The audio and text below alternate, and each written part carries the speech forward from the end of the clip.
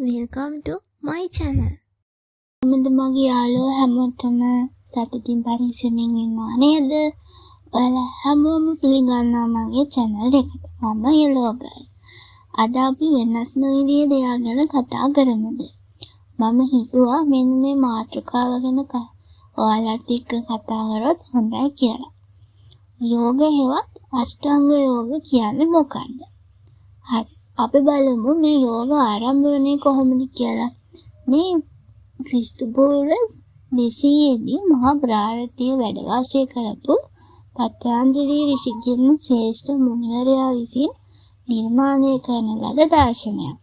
එතකොට මේ යෝග කියන්නේ ශාරීරික මානසික හා ආධ්‍යාත්මික අභ්‍යාස මාලාවක්.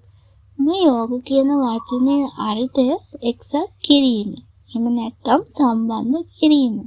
මෙහිදී ඔයාලගේ ශරීරය, මනස හා ආත්මය එක්සත් කිරීම තමයි අරමුණ වෙන්නේ. එතකොට මේ යෝග වර්ග කිහිපයක්ම තියෙනවා. අපි බලමු ඒ මොනවාද කියලා. හත යෝග, රාජ යෝග, කර්ම යෝග, ඥාන යෝග, භක්ති යෝග හා කුණ්ඩලිනි යෝග. එතකොට මේ යෝග ව්‍යායාම, යෝග භාවනා හරහා ඔයාලගේ මනසේ පාරිශුද්ධත්වය ඇති වෙනවා.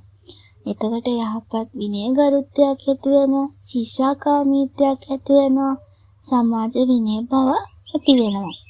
අපි මේ යෝග ව්‍යායාම කරනකොට යෝග භාවනාවල බලයෙන් අවිහිංසාවාදීත්වය ඇති වෙනවා. ඇත්ත කතා කරනවා, පංච දුෂ්චරිතයන්ගෙන් ඈත් වෙනවා.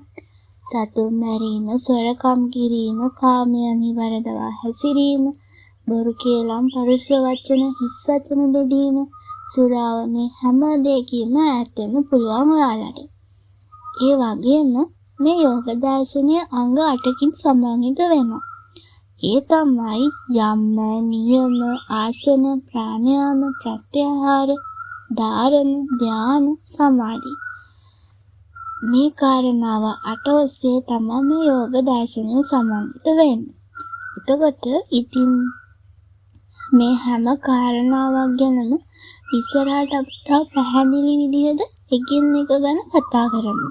අද මම හිතුවා මේ යෝග ව්‍යායාම කියන්නේ මොකක්ද කියන එක ගැන විතර යම් දැනුමක් ඔයාලත් එක්ක බෙදා ගන්න. මොකද අපි යෝග ව්‍යායාම කරන කලින් යෝග ව්‍යායාම ගැන දැනගෙන ඉන්න එක ඉතාමත් වැදගත්. ඉතින් මම හිතනවා ඔයාලට මේ වීඩියෝ එක ගොඩක් වෙනගත් වෙයි කියලා.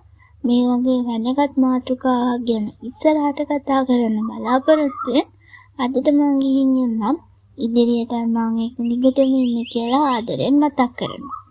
ඔයාලා හැමෝම සතුටින් පරිස්සමෙන් ආදරෙන් ඉන්න. අමතක නොකර මාව subscribe කරන්න.